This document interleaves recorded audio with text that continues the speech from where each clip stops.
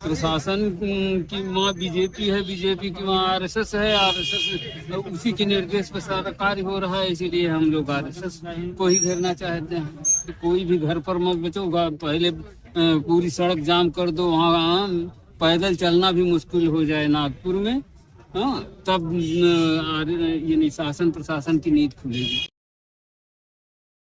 सबसे पहले सर, आपकी उम्र कितने साल है अभी, अब जो आप ये समाज की लड़ाई लड़ रहे हैं?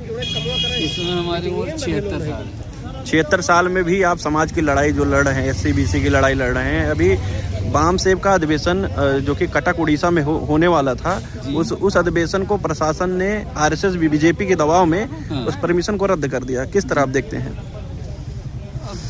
प्रशासन गलत कर रहा है, प्रशासन नियमों का पालन नहीं कर रहा है, संविधान का उल्लंघन कर रहा है, हम लोगों को प्रताड़ित कर रहा है, हमारा नुकसान कर रहा है।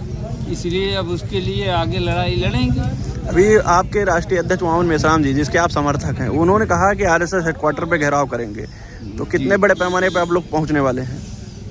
अगर 22 में 3 लाख 4 लाख लोग गए तो इस समय 10 लाख पहुंचना चाहिए कम से कम। तो क्या तैयारी चल रही है आप लोगों की? अब व्यक्तिगत तैयारी क्या चल रही है, समाज को जागृत किया गया है, तब से अब तक बहुत कुछ जागरण हुआ है, इसलिए बहुत से लोग जाने के लिए तैयार हैं। आप भी पहुंचेंगे? बिल्कुल, हम भी पहुंचेंगे।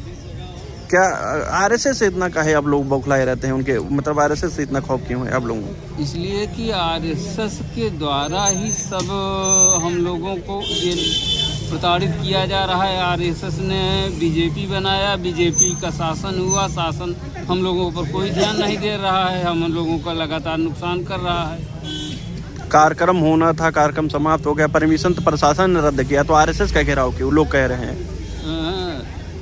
प्रशासन की वहाँ बीजेपी है, बीजेपी की वहाँ RSS है, आरएसएस उसी के निर्देश पर सारा कार्य हो रहा है। इसीलिए हम लोग RSS को ही घेरना चाहते हैं। क्या संदेश देंगे तमाम SC ST OBC के लोगों तक? SC ST OBC के लोग तो हम तो कहते हैं कि कोई भी घर पर मत बचो, पहले पूरी सड़क जाम कर दो, वहाँ पैदल चलना भी मुश्किल हो जाए नागपुर में, हाँ, तब ये शासन प्रशासन की नींद खुलेगी। जी, बहुत बहुत धन्यवाद।